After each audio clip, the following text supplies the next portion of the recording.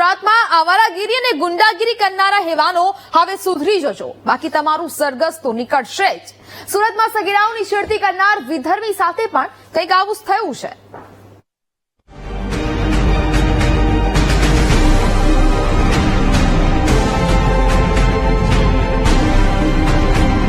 હવસખોરો જરા આ જોઈ લેજો, તમારી સાથે પણ આવું જ થશે। આ તસવીર સુરતના ઉધના વિસ્તારની છે, જ્યાં થોડા દિવસ પહેલા નેમુદ્દીન જબ્બાર નામના વિધર્મીએ ઘટનાના સીસીટીવી આવતા પોલીસે આરોપીઓને 24 કલાકમાં ઝડપી પાડ્યો અને હવે તે વિધર્મીનું સરઘસ કાઢીને બરોબરનો પાઠ ભણાવ્યો।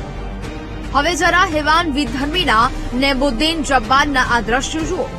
ઉધના પોલીસે આજે આરોપીને અમનનગર વિસ્તારમાં લઈને પહોંચી હતી અને જાહેરમાં તેનું સરઘસ કાઢ્યું।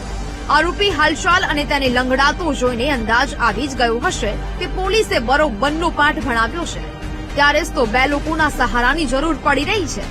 જે સ્થળ પર વિધર્મીએ સગીરાઓની છેડતી કરી હતી ત્યાં પણ આરોપીને પોલીસ લઈ ગઈ અને આખી ઘટના જાણવાનો પ્રયાસ કર્યો અને પોલીસની આ કાર્યવાહીની સ્થાનિકો પ્રશંસા કરતા જોવા મળ્યા।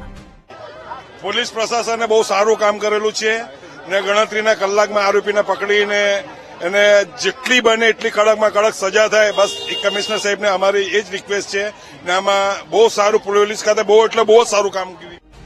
આ રીતે હેવાનનું સરઘસ કાઢવું અને વિધર્મીઓને હવાસખોરોને પોલીસની ચેતવણી છે કે કાયદામાં રહેશો તો ફાયદામાં રહેશો, બાકી અમને પણ પાઠ ભણાવતા આવડે છે અને તમારા પણ આ જ હાલ થશે।